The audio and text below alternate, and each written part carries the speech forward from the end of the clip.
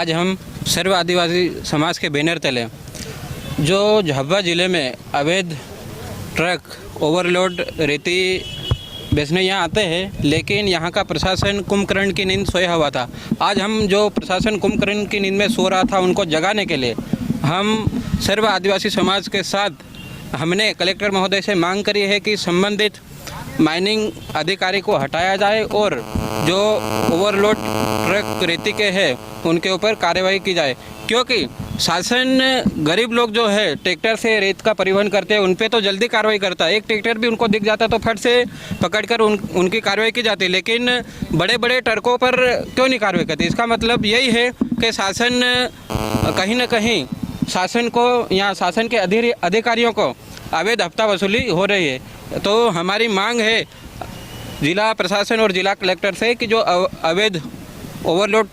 रेती के ट्रक है उनके ऊपर कार्रवाई की जाए। अगर शासन प्रशासन ओवरलोड ट्रकों पर कार्रवाई नहीं करता है तो झाबुआ जिले का समस्त आदिवासी समाज सड़कों पर उतरकर प्रदर्शन करेगा, जिसकी जिम्मेदारी शासन प्रशासन की रहेगी। सर्व आदिवासी समाज ने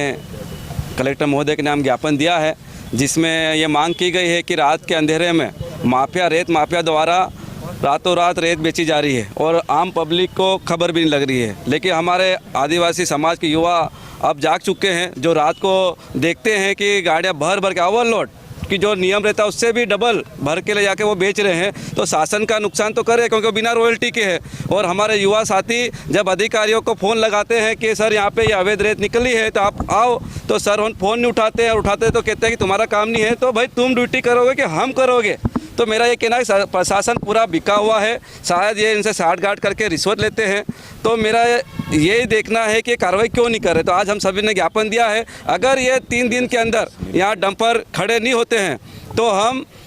खुद सड़कों पे आएंगे और डंपर रोकेंगे। और उसके बाद हमने देखा है कि रात के अंधेरे में दारू माफिया दारू के डंपर की वो 460 ट्रक निकाल रहे हैं, तो वहाँ पे आबकारी विभाग सोया हुआ, आबकारी विभाग ने आज तक कार्रवाई नहीं कर रहे। तो मेरा ये कहना है कि अब झाबुआ ज़िले में ये अवैध काम बंद करना पड़ेगा इन माफिया लोगों को, और प्रशासन को भी ये कहना चाहते हैं, चेताने वास्ते आज आए हैं ज्ञापन के माध्यम, नहीं तो इनके कार्यालय में घुस के हम बैठेंगे और इनको क्या तुम इस्तीफा दो, क्योंकि आपसे नौकरी नहीं हो रही है, क्योंकि आप कार्रवाई नहीं कर पा रहे हैं। इन सारी मांगों को लेकर आज हम सभी संगठनों ने ज्ञापन दिया है। जो झाबुआ नगर के युवा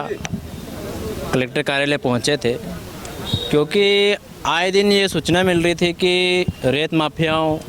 और जो अवैध शराब वगैरह अपने ज़िले में आ जा रही है,